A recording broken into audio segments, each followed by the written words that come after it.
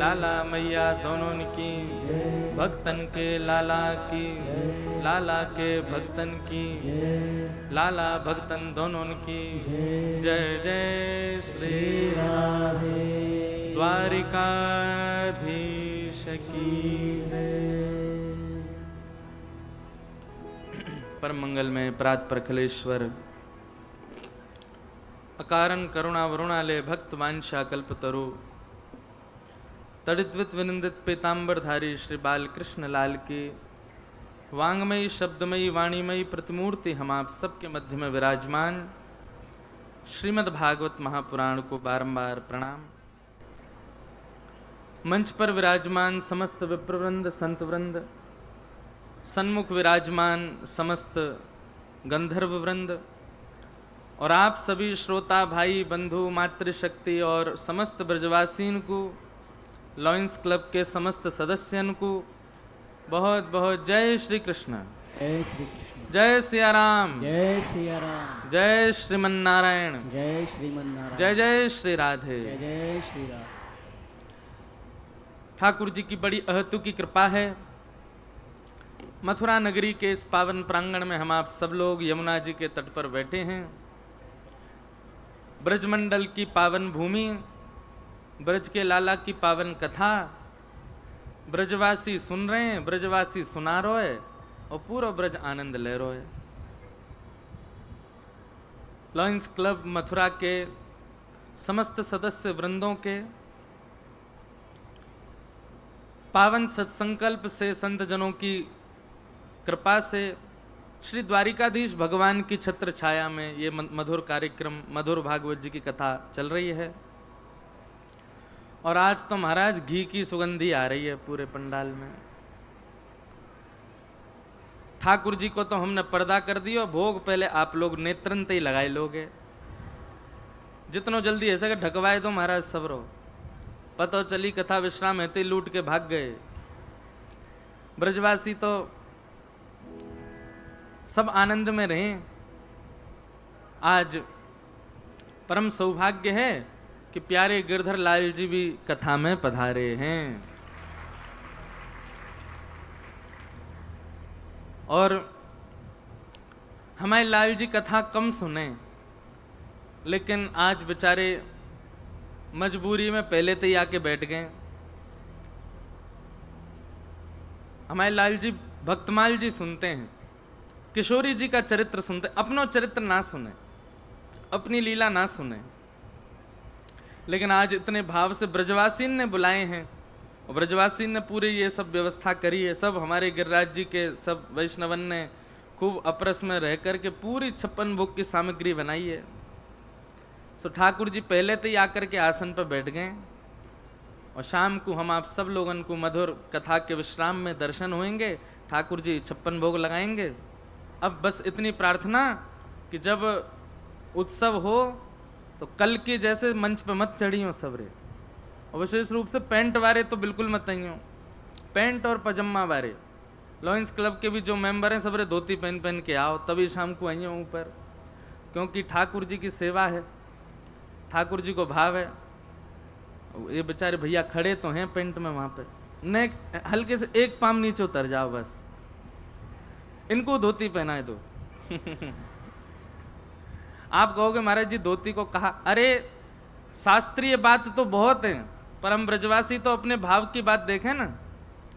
लाल जी को यूं लगे कि मेरे सामने आओ तो मेरे जैसे बन के आओ, धोती पहन के, कुर्ता पहन के, तिलक छापो लगा के। लाल जी को यूं लगे मेरे जैसे ही बन के आयो, मेरे जैसे लत्ता पहन के आयो, तो ठाकुर जी को सुख मिले। अब कोई पैंट पहन के आ जाए तो ठाकुर जी के समय पे पैंट तो हो ना हो, तो ठाकुर जी यूं कहें पहन के कहा आयो है, कोई बिलायती आगो है, तो ठाकुर जी को सुख लगे या हमारे ठाकुर जी जैसे बन के आओ उनकी सेवा में। तो ऐसे सब भाव हैं। आज मथुरा की पावन भूमि की ये पावन कथा, हमें तो खूब सुख मिल रहा है कथा में। ऐसी सुंदर व्यवस्था सब लोगों ने यहाँ करी है। और जैसे मूल रूप से गिरिराज जी के उत्सव में व्यवस्था होनी चाहिए, बिल्कुल वैसी व्यवस्था है। पूरे देखो क्या सुंदर कदली फल के वृक्ष लगे पूरे पंडाल में, सुंदर अशोक के ये पत्ता, ये मंगल स्वरूप है।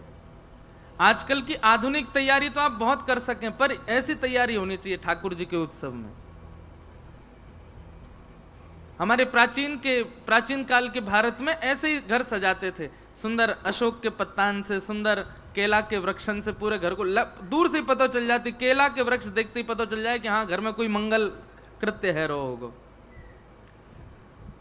जैसे 56 भोग की व्यवस्था होनी चाहिए। लाल जी भी बिल्कुल देखो व्यास मंच से ऊपर ही विराज रहे हैं, ये भी एक विचारणीय बात है। नहीं तो अधिकतर कहीं पर उत्सव होवे तो व्यास मंच के समय ही होवे, श्रम तो होवे कहवे में, लेकिन अब लोगों को व्यवस्था करवे में यूँ लगे पैसा बहुत खर्च होगा। लेकिन यहाँ देखो क्या बिल्कुल व्यास मंच से ऊपर ही बैठे हैं ठाकुर जी। तो ये सब बहुत सुंदर व्यवस्था। लॉयंस क्लब के सब लोगों के काजे एक बार ताली बजाओ। ऐसी मंगल व्यवस्था ही होनी चाहिए। आज की व्यवस्था देख के तो आनंद आ गए हो कि हाँ, लग रहा हो कि हाँ लाल जी आज भरपेट प्रसाद पाएंगे, भरपेट आनंद करेंगे। वैसे हमारे लाल जी को पेट तो इतना बड़ा ही है, लेकिन देखो सामग्री वास्तव में भाव ये लाल जी अकेले कभी ना पामे, सबरे सखान को संग लेकर के, किशोरी जी की सब सखीन को संग लेकर के, और भैया जितने भक्त ठाकुर जी के चरणाश्रित है चुके हैं अब तक, वे सबरे भक्त भी आएंगे प्रसाद पावे।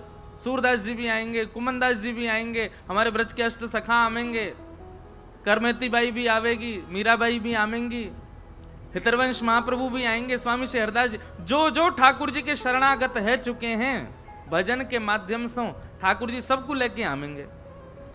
अब कई जगह 56 भोग होवे तो एक थाल में छोटी छोटी 56 कटोरी धर दें, लो यही है 56 भोग।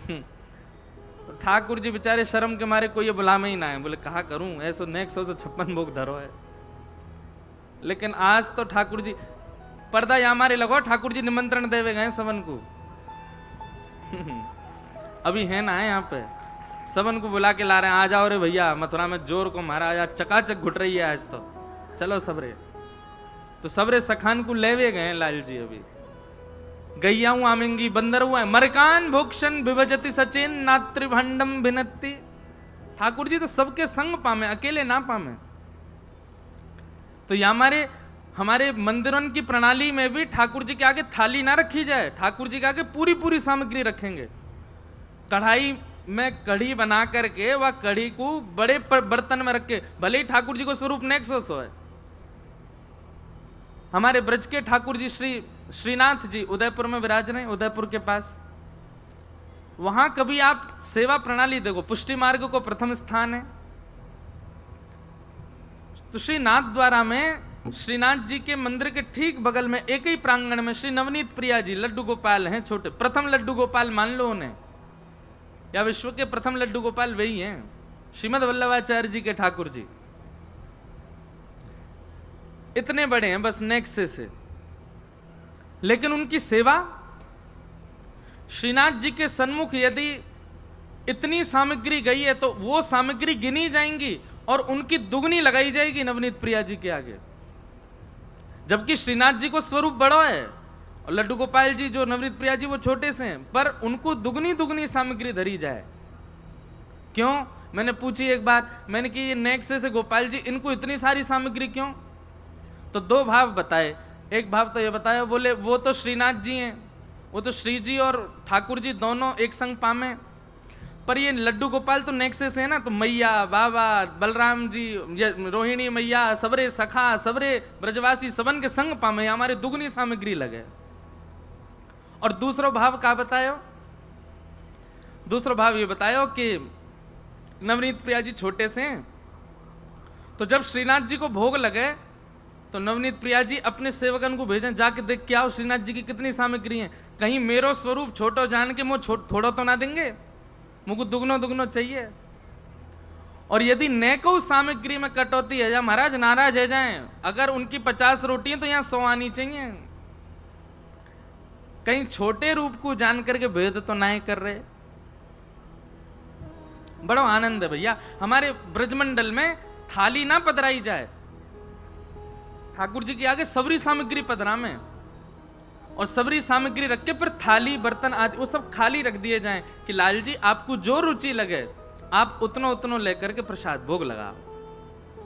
लेकिन अब घर की सेवा में ये संभव नहीं है, तो घर की सेवा में तो फिर थाली रखी जाए। अच्छा, कई लोग बड़े विचित्र हैं, भूख इतनी भी सहन ना होवे कि महाराज थाली ठाकुर जी की गई, ठाकुर जी के आगे थाली रखी है, अभी प्रसाद भोग रखो है, स्वयं लगा के पाने लगे। बोले लाल जी को भोग रखी तो है, वो पा रहे हैं, हम पा रहे हैं। भोग को नियम है कि ठाकुर जी पालें, वाके बाद वो सबरी सामग्री सब सामग्री में मिलाओ घर की सेवा में। वैसे तो प्रयास ये करो सबरी सामग्री ठाकुर जी को पवाओ, पूरी पूरी धरो ठाकुर जी के आगे। क्यों? हम लोग पावे बैठे, अब सब्जी खत्म हो जाए तो दोबारा परोस दी जाए। अब ठाकुर जी के आगे तो नेक नेक धरे आए। अब ठाकुर जी यूं करूंगा मैं छुपा छुपा के खाऊंगा, क्यों? दोबारा अगर खत्म होगी तो देवे तो आवेगो ना। समझ में आ रही है बात? अगर कर सको, और या फिर दूसरा एक और उपाय बताएं, बड़े बड़े पात्र ले आओ, बड़ी थाली, बड़े कटोरा, बड़े बड़े पात्र रखो ठाकुर जी के आगे, तो वहां में भर भर के सामग्री धर दो। ठाकुर जी की जितनी रुचि उतना पामेंगे, सब सखान को पमामेंगे, फिर वहां को पाओ। तो आज ये सुंदर ठाकुर जी को 56 भोग होएगो, बड़े आनंद में लाल जी। तो आज बस मन बड़ो प्रसन्न हो, प्रथम प्रारंभ से ही देख करके, तो हमारे पूरी भूमिका ऐसी बन गई। प्यारे गिरधर लाल जी को सेवा बहुत प्रिय है, पर सेवा में भाव हो। कई जगह आप लोगों को अनुभव होएगा कि व्यवस्था तो बहुत अच्छी होती है पर भाव नहीं होते। पर यदि भाव सुदृढ़ होंगे ना, तो भाव की सुदृढ़ता से व्यवस्था अपने आप अच्छी हो जाएगी। भाव अच्छे हो, व्यवस्था अच्छी हो, सेवा में ये विचार मत करो। भाव सुंदर हो तो सुंदर भाव से व्यवस्था अपने आप अच्छी हो जाएगी। आज बाल लीला और ठाकुर जी की सब लीलान को प्रसंग है। आज बहुत सारे प्रश्न आए हैं, कुछ कुछ प्रश्नन के हम उत्तर दे दें, जो जो मति में आते जाएंगे। किन्हीं का प्रश्न आया, मैं पूरा प्रश्न ना पढ़ के बोल दूं कि 2 दिन पहले कथा में हमने कहा था कि भागवत जी के श्लोकों का अशुद्ध उच्चारण करने से ठाकुर जी को पीड़ा होती है। तो किन्हीं ने लिख करके दिया है कि हमारे पूज्य पिताजी महाराज की एक भागवत जी निकली भई हैं, उन्होंने कात्यायनी में कात्यायनी वृंदावन में आज से 20 वर्ष पहले कथा करी, और पहले की बात होगी। तब एक भक्त ने वो पूरी कथा लिख करके वहां को संकलन निकलवायो। लाखों में महाराज लोगों ने वो कथा सुनी, लोगों ने वो खरीदी प्रति जो भागवत जी की। तो वही मैं लिखा कि महाराज जी हम उसको पढ़ते हैं, उसमें बीच बीच में श्लोक आते हैं, तो हम संस्कृत तो नहीं है लेकिन खंड खंड करके शब्द बोलते हैं। देखो, या से अच्छा तो श्लोक वालों जो वो है ना, वहां को केवल दर्शन कर लो, उच्चारण मत करो। जैसे सच्चिदानंद रूपाय विश्वोत्पत्त्यादि हेतवे तापत्रय विनाशाय श्री कृष्णाय वयम नमः। आप केवल उसको दृष्टि डाल लो श्लोक पर, उसका उच्चारण मत करो। क्यों? उच्चारण करते ही वो अशुद्ध हो जाएगा, इसलिए उसमें नहीं बोलना है। ठीक है, तो पहला ये था भाव। अब इसमें इनको ये लग रहा है कि कहीं ठाकुर जी को श्रम ना हो। अगर हमें नहीं पता है और तो हम सेवा में कोई गलती करते हैं तो ठाकुर जी उसकी क्षमा ही कर देते हैं। अब तब तक आपको नहीं पता था, लेकिन अब पता चल गई, अब मत बोलना। ठीक है, सब लोग इधर देखो, लड्डू ने मत देखो, यहां देखो सबरे, हम लड्डू से ही बैठे हैं यहाँ पे, हमें देख लो। फिर किन्हीं का प्रश्न आया है, बहुत ध्यानपूर्वक सुनो। श्रद्धा, निष्ठा, भक्ति, प्रेम चारों पर्यायवाची शब्द हैं? नहीं,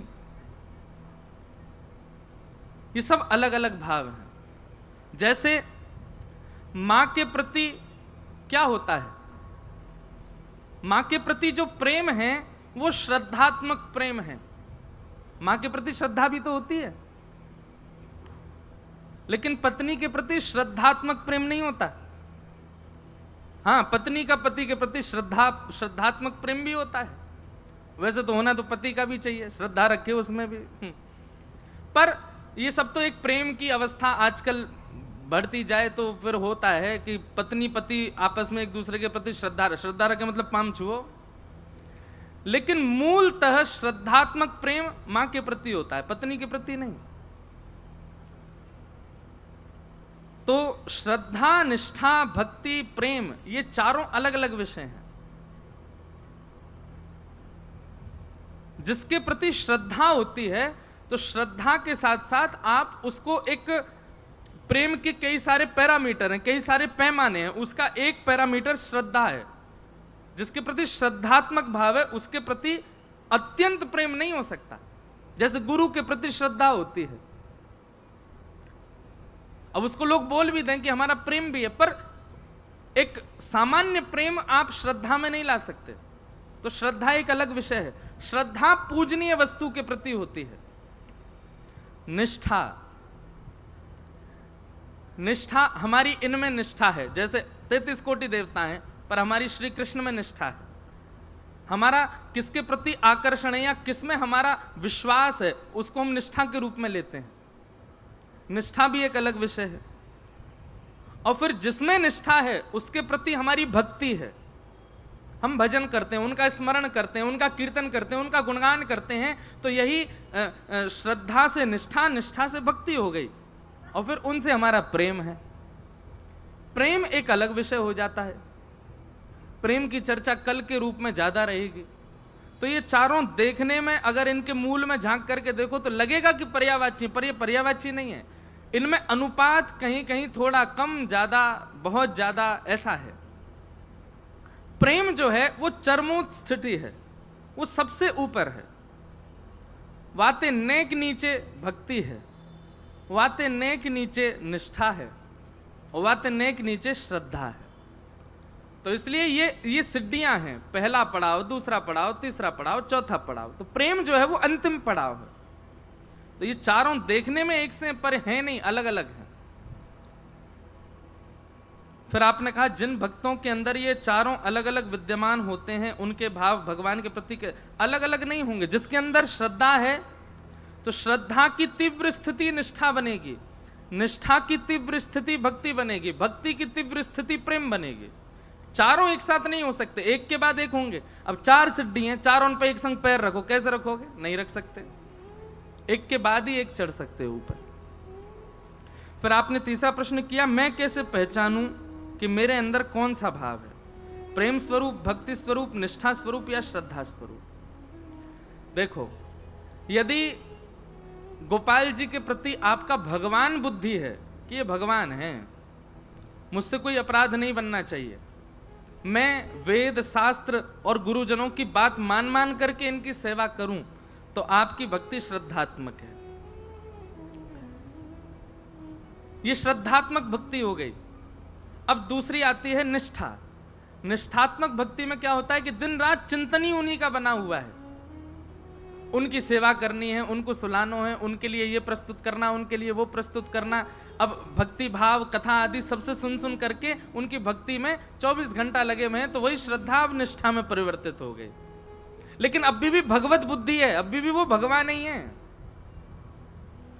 तीसरी हुई भक्ति। अब भक्ति में क्या होगा? भक्ति में धीरे धीरे भगवान जो हैं वो अपने जैसे लगन लगे हैं। अब उनके प्रति कोई संबंध की इच्छा सी प्रकट हो रही है। तो भगवान लगते हैं, कभी यूं लगे ये तो मेरे लाला से हैं, कभी तो भगवान लगे लेकिन कभी लगे ये तो मेरे प्रियतम से हैं, कभी तो भगवान लगे लेकिन कभी ऐसा लगे ये कहीं मेरे सखा तो नहीं। तो भक्ति में, श्रद्धा में और निष्ठा में वो भगवान ही हैं, लेकिन भक्ति में थोड़े थोड़े आपको अनुभव कराने लगेंगे ना मैं भगवान से परे तेरो कोई सखा हूं, ऐसी अनुभूति होने लग जाए। और जिस दिन अकाट्य रूप से ये भाव सुदृढ़ हो जाए चित्त में कि नहीं ये मेरे कोई सखा ही हैं, दुनिया के भगवान मेरे सखा हैं, दुनिया के भगवान मेरे लाल जी हैं, दुनिया के भगवान मेरे प्रियतम हैं, वही दिन समझो ये प्रेम है। अच्छा, प्रेम की अवस्था में एक चीज और होती है, फिर आप ज्यादा नियमों का ध्यान नहीं रखोगे, फिर ज्यादा क्रम नहीं देखोगे कि कैसे क्या, क्या नहीं, कैसे क्या। हमारे अयोध्या के एक संत हुए, परम पूजनीय प्रातस्मरणीय श्री गोपालाचार्य जी महाराज। अब ठाकुर जी के लिए अलग आसन होना चाहिए, अलग स्थान होना चाहिए, अलग बिस्तर होना चाहिए। पर महाराज जी का मैंने दर्शन तो नहीं किया, पर मैंने सुना कि वो कभी कभी इतने प्रेम में भर जाते, अपने बिस्तर पे ही सुला लेते ठाकुर जी को, और ऐसे गले में अंक में भर के सो जाते लाल जी को। ये प्रेम की अवस्था आ गई। कभी कभी उनके मन में भाव आता तो ठाकुर जी की रात में 2 बजे ही उठ के सेवा कर देते, और सेवा करके नवा धुबा के श्रृंगार करके 4 बजे फिर पड़ा देते। ये प्रेम की अवस्था में पहुंच गए। फिर उनका नियम था कि कहीं भी कोई वस्त्र आदि कुछ उनके कोई भेंट में दे जाता तो उस वस्त्र में बढ़िया रुई वुई बना भर के, कोई हाथी बना दिए, गैया बना दी, कोई कछु, अपने हाथ से कछु ना कछु खिलौना बनाते अपने गोपाल जी के लिए, और उनको एक बक्सा में रखते। कभी मन है जातो तो शिष्यन से कहते, हाँ भाई बक्सा खोलो, सबरे गैया घोड़ा सब निकालो बाहर। ठाकुर जी के चारों ओर सजा के एक बार दर्शन करके फिर उनसे कहते वापस धर दो। अब शिष्य जन जाते वापस जैसे धरते तो कोई शिष्य ने आके कही, बोले गुरुजी वो घोड़ा गैया हाथी वो सब बक्सा में आ ही नहीं रहे। महाराज जी कहते, बोले हम बे बाहर आके भोजन करके पेट फूल गो सबन को, अब मोटे है गए, अब नहामेंगे। ये प्रेम की स्थिति है। तो यदि उनके प्रति भगवत भाव है तो आप श्रद्धा में हो, भगवत भाव में तीव्रता आ गई है तो आप निष्ठा में हो। लेकिन भगवत भाव अब कोई संबंध में परिवर्तित होता सा लग रहा है तो आप भक्ति में हो, और पूर्ण रूपेण संबंध ही हो गया है तो आप प्रेम में हो। ये 4 भाव। ठाकुर जी को जब देखो, जहां देखो, फिर मतलब स्थिति ऐसी हो जाए कि अगर आपके गोपाल जी सखा हैं तो सखा ही हैं। अब चाहे आप बिहारी जी चले गए, बिहारी जी जाकर के लाखों की भीड़ में आप खड़े रहे, और लाला ठीक है भैया आनंद कर, बढ़िया खूब चकाचक पा लाला, खूब सुखी रहे, आपके मन से ये भावना आएगी नहीं कि बिहारी जी अलग हैं, आपके प्रति सखाई भाव रहेगा। हमारे अयोध्या के एक संत, वो राम जी को अपना चेला मानते थे। क्या मानते थे? क्यों मानते थे? क्योंकि वशिष्ठ कुल में उनका जन्म हुआ, तो वशिष्ठ कुल में जन्म होने के भाव से वो राम जी को अपना चेला मानते। दुनिया के लोग तो कनक बिहारी जी का दर्शन करते, हाथ जोड़ते प्रणाम, वो जाते और मंदिर में जाके ऐसे खड़े हो जाते, सुखी रहो, प्रसन्न रहो, आनंद करो राघव, हमारा खूब आशीर्वाद तुमको, तुम ऐसे ही रहो। अब पुजारी आदि दर्शनार्थी सब बोलते, बोले तो क्या बाबा बताओ, ठाकुर जी को आशीर्वाद देवे। बोले तुम नहीं जानते, मैं वशिष्ठ कुल में हूं तो उस नाते से मैं इनका गुरु हुई हूं। किसी ने एक दिन कहा, बोले आप तो इनको अपना शिष्य मानते हो, जे आपको गुरु मानते हैं? तो आप श्री ने राम जी से जाके कहा, बोले चेला राम, अब लोगों को संशय हो रहा है कि तुम हमको गुरु मानते हो कि नहीं, सबको बताओ। ऐसा कहकर के चले गए। तो राम जी की सवारी निकलती, रोज शाम को पालकी में बैठ करके जाते, तो पालकी में जो चल स्वरूप ठाकुर जी का विराजमान होता, वो जैसे ही अयोध्या की यात्रा पर जाता, एक स्थान पर आकर के ठाकुर जी का मुकुट गिर जाए। अरे पालकी रोको, पालकी रोको, पर्दा करो, ठाकुर जी का मुकुट गिर गया। सब लोगों ने मुकुट धराए, और मुकुट धरा के जैसी पालकी पुनः उठाई, फिर से ठाकुर जी को मुकुट गिर गो। पुजारी जी आदि बोले ठाकुर जी कभी मुकुट गिरते ही नहीं, और मुकुट कोई ऐसा नहीं कि सिर पे पूरा ठाकुर जी धारण नहीं कर रहे हो कि बार बार गिर रहे हैं, अच्छे से बढ़िया से बैठा है, और अब तक तो बढ़िया पहन के ही आए हैं, ये अचानक से कैसे मुकुट गिरने लगे? तो जो ठाकुर जी को अपना शिष्य मानते तो उनके घर के सामने की घटना, वो ऊपर छत पे से खड़े होकर बोले नहीं पहनेगा मुकुट, गुरु जी के घर के सामने मुकुट उतार के ही निकलेगा। अब सब लोग बोले अरे ये तो पागल हो गए, बताओ ये कोई बात है? ठाकुर जी मुकुट नहीं पहनना, ये यूं कह रहे हैं कि हाँ ये गुरु के प्रति सम्मान दिखा रहे हैं, मुकुट उतार के ही निकलेंगे घर के सामने से। तब तो लोगों ने उनकी बात को नहीं माना, परंतु आगे के समय में जितनी बार पालकी वहां से निकली, कहते हैं अब तो नियम है आज भी उन वैष्णव का घर है, वहां पर राम जी की पालकी रुकती है, मुकुट उतारा जाता है ठाकुर जी का, तब जाते हैं वहां से, क्योंकि ठाकुर जी ने ये बताया कि नहीं मैं भी इनको गुरु ही मानता हूं। ये प्रेम की स्थिति है। कितनी घटनाएं ऐसी, कितने ऐसे लीलाएं हैं, ठाकुर जी प्रेम की स्थिति में आ जाते हैं तो फिर अनुभव कराते हैं। तो भैया श्रद्धा, निष्ठा, भक्ति और प्रेम, ये 4 अवस्थाओं में इस प्रकार के भाव हैं।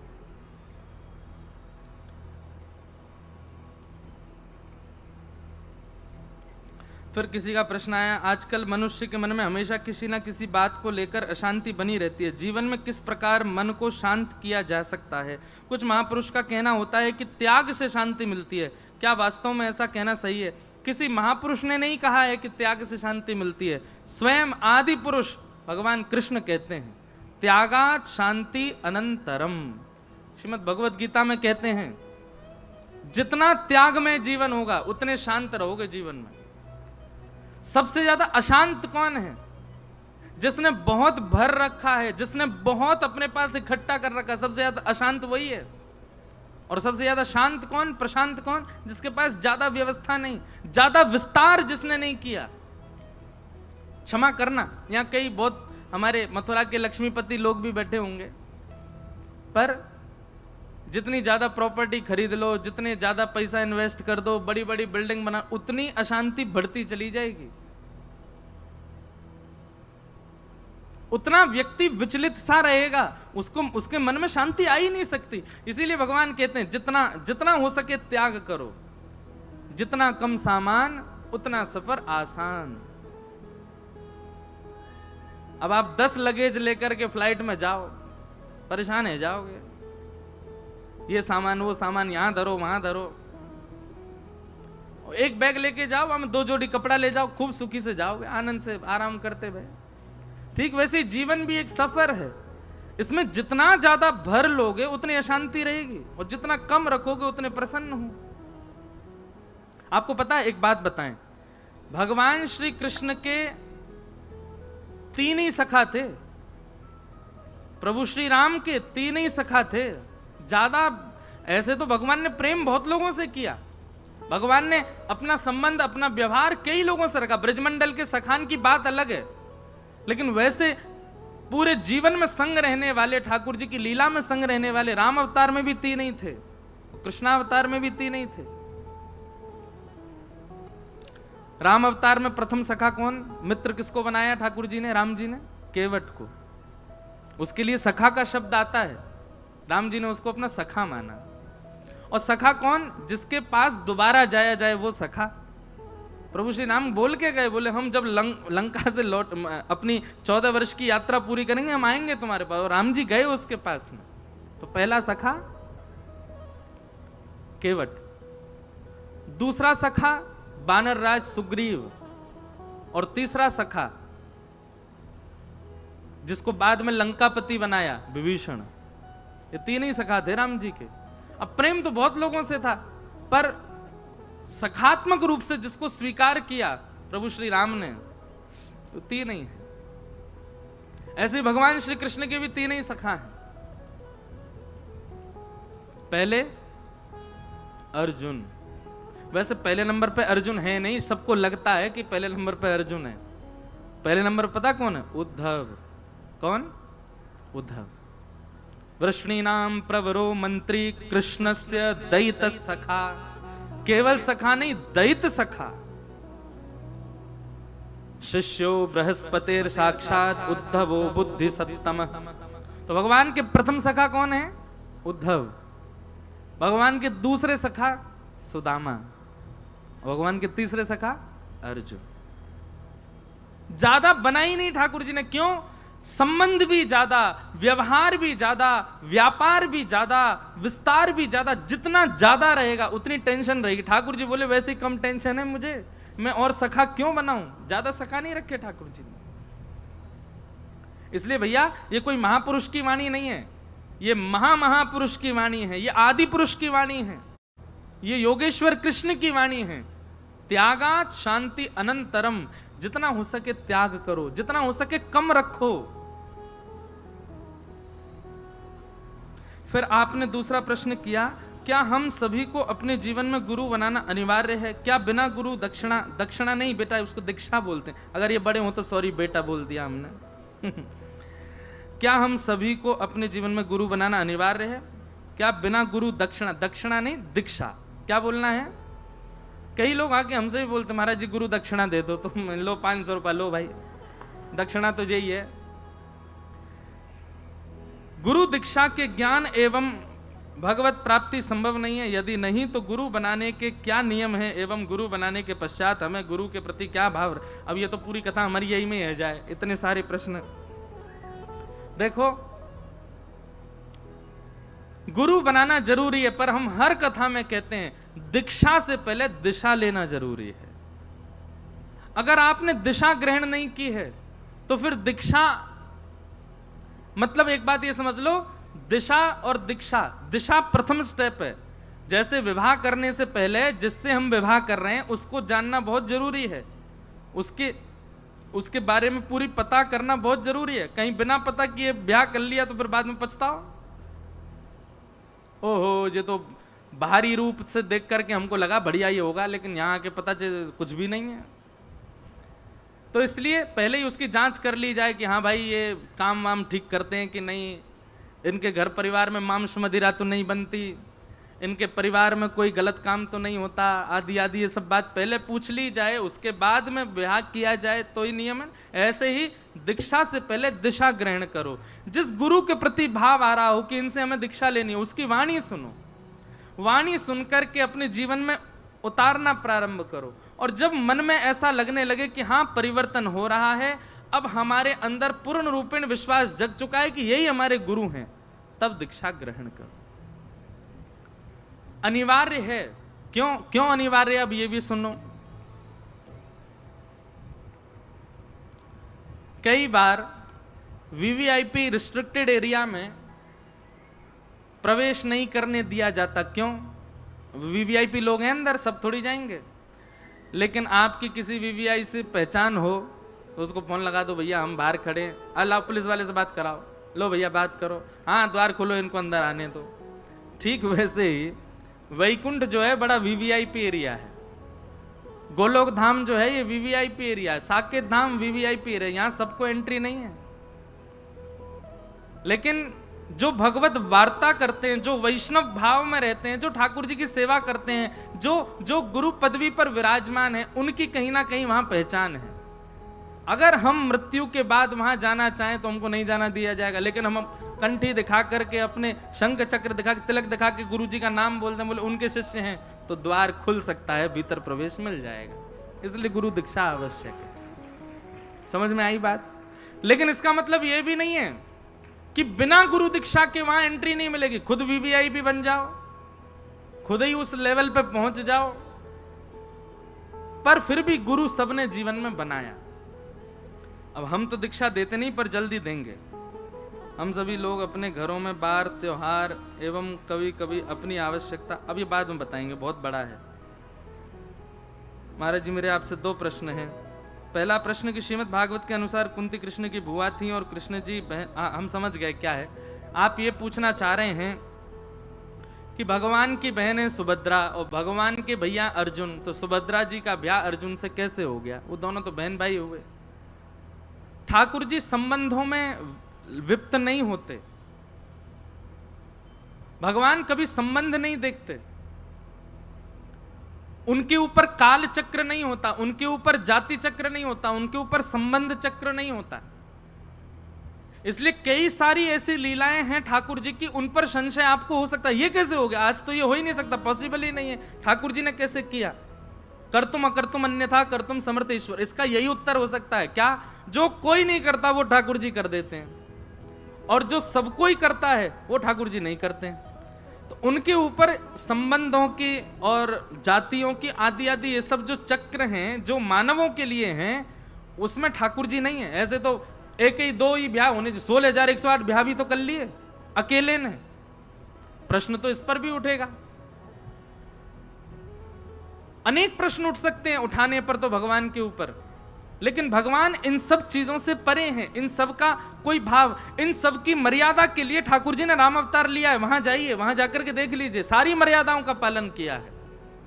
लेकिन भगवान श्री कृष्ण ने मन में विचार किया आगे कलयुग आने वाला है, अब मैं मर्यादाओं को पीछे छोड़ करके अब ज्ञान की बातें थोड़ी करें, थोड़ी धर्म की रक्षार्थ चर्चा करनी है।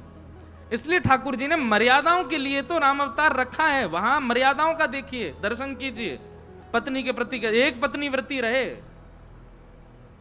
भाइयों के प्रति कैसा भाव, माता पिता के प्रति कैसा भाव, संसार के प्रति कैसा भाव।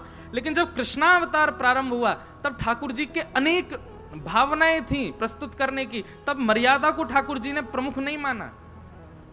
लेकिन इसका मतलब यह नहीं कि हम भी ऐसा करें। हमारे लिए ठाकुर जी ने राम अवतार लेकर के मर्यादाओं का पूरा रूप दिखा रखा है कि भाई मर्यादा तो ऐसे ही पालन करनी है। इसलिए हमारे पूज्य पिताजी महाराज कथा में कहते हैं, राम की करनी करो, जो राम जी ने किया वो करो, पर कृष्ण ने जो किया है वो आप कर नहीं सकते। इसलिए कृष्ण ने जो कहा है वो करो। राम जी ने जो किया है वो करो, कृष्ण ने जो कहा है वो करो, क्योंकि कृष्ण की करनी आप कर नहीं सकते, राम जी की करनी आप सब कर सकते हो। राम जी ने ऐसा कुछ किया ही नहीं जो मानव नहीं कर सकता। फिर आपका दूसरा प्रश्न क्या है? सप्तम दिवस के श्रीमद् भागवत में प्रथम से तृतीय दिन तक महाभारत के युद्ध समाप्त हो गया और आज कृष्ण जन्म में, तो कृष्ण का जन्म से पहले महाभारत का युद्ध समाप्त। अब देखो ये यहां आपने एक प्रकार से ये बता दिया कि आपने कथा ध्यान से सुनी ही नहीं। जिनका भी प्रश्न है अब उनको बुला के तो नहीं बोलेंगे, लेकिन इस ध्यान से सुनने वाली कथा थी। महाभारत युद्ध का प्रसंग क्यों सुनाया गया था? क्योंकि सौनकादि ऋषियों ने प्रश्न किया था कि ये परीक्षित कौन है, इसके बारे में हमको बताओ। जो भागवत की कथा सुन रहे हैं तो उनके बाद बताने के लिए बताया गया कि यदा मृदे कौरव संजयानाम, एक बार की बात है महाभारत युद्ध हुआ था और महाभारत युद्ध के बाद में जो अभिमन्यु की पत्नी उत्तरा थी, उसके गर्भ के बालक की भगवान ने रक्षा की, वही बालक का जन्म हुआ। भगवान के स्वधाम गमन के बाद वो बालक जब बड़ा हुआ, उस बालक ने सुखदेव जी से कथा सुनी, उस सुखदेव जी की कथा में चौथे दिन कृष्ण जन्म हुआ है। अब समझ में आई बात? नहीं आई हो तो अगल बगल वालों से पूछ लो। ये कोई लीला क्रम से नहीं सुनाई जा रही है। सुखदेव जी परीक्षित को जो कथा सुना रहे हैं वही कथा मैं आपको सुना रहा हूं। वहां वो ये बात सुना रहे हैं कि कृष्ण का जन्म हुआ परीक्षित को, और परीक्षित कौन है उसके परिचय के लिए महाभारत की कथा सुनाई गई थी। इसलिए भगवान के अवतरण से पहले महाभारत युद्ध हुआ। इसीलिए बार बार हम कहते हैं इधर देखो, सुन लो, नेकाज सुन लो, नहीं मानते हैं बात, करनी अपने मन की। अब आगे क्या है? यदि कोई व्यक्ति नित्य जीवन में सात्विक रहता है, मांस मदिरा प्याज लहसुन इत्यादि का सेवन कदापि नहीं करता है, नित्य प्रभु की सेवा करता है, परंतु दूसरी तरफ लोगों को अपनी ओर आकर्षित करने के लिए अथवा उनसे अपना काम निकलवाने के लिए झूठ का सहारा लेता है, उन्हें अपने पैसों से मदिरा पान करवाता है, क्या शास्त्र इसकी इजाजत देता है? शास्त्रों के अनुसार उसके चरित्र का मूल्यांकन किस प्रकार किया जाए? पाखंडी किस रूप में? पाखंडी। इसी को तो पाखंड कहते हैं। क्या हम ये नहीं करेंगे, हम वो नहीं करेंगे, हम ऐसा नहीं खाते, हम वैसा नहीं खाते, हम बिल्कुल शुद्ध हैं, पवित्र हैं, पर अपने स्वभाव में सारी वो वस्तुएं हैं जो एक पापी के भीतर होनी चाहिए। केवल अपने आकर्षण के लिए, अपने भाव के लिए ही दिखा रहे हैं सबको कि हम इतने पवित्र और इतने वास्तविक जीवन में हैं। दूसरों को पैसा दे करके कह रहे हैं कि पियो, पान करो, आदि आदि सब करो। ये पाखंडी व्यक्ति का ही तो लक्षण है। ऐसे व्यक्ति से ठाकुर जी कभी नहीं रीझते। बल्कि एक बात बताएं आपको, मैंने एक दिन और कहा था कथा में एक उदाहरण कि नीचे लेटा हुआ व्यक्ति कितनी भी करवट ले वो गिरेगा नहीं, क्योंकि पहले ही गिरा पड़ा है। गिरता वही है जो ऊपर होता है। आप प्याज लहसुन मांस मदिरा ना पाकर के सात्विक जीवन बना करके आपने एक स्तर प्राप्त कर लिया, और उस स्तर को प्राप्त करने के बाद आप सारे दूषित काम दूसरों से करवा रहे हो। ऐसे गिरेंगे कि महाराज फिर उठ नहीं पाएंगे। अब देखो इसका एक उदाहरण। महाभारत युद्ध में पापी कौन था? दुर्योधन। पापी कौन था? दुशासन। पापी कौन थे? कौरवजन। लेकिन उन कौरवों की इतनी दर्दनाक मृत्यु नहीं हुई जितनी भीष्म पितामह की हुई। सबको एक बाण में मार दिया होगा, 2 बाण लगे होंगे, किसी की जंघा तोड़ करके मार दिया, किसी के गदा प्रहार से मार दिया, लेकिन भीष्म पितामह असंख्य बाण। मतलब एक स्थान जहां पर एक ही बाण जा सकता है वहां भी 4-4 बाण लगे हैं भीष्म पितामह को। असंख्य बाणों की सैया पर भीष्म पितामह लिटे हैं। तब भीष्म पितामह भगवान से कहते हैं, प्रभु आपने पापियों को इतनी बुरी तरह नहीं मरवाया जितनी बुरी तरह मेरी मृत्यु की स्थिति बना दी, मुझे बाणों की सैया पर लेट दिया। मानता हूं कि मैंने गलती की, मैंने कौरवों का संग किया, पर मैं इतना बड़ा पापी तो नहीं हूं कि आपने मेरे को इस स्थिति में पहुंचा दिया। तब भगवान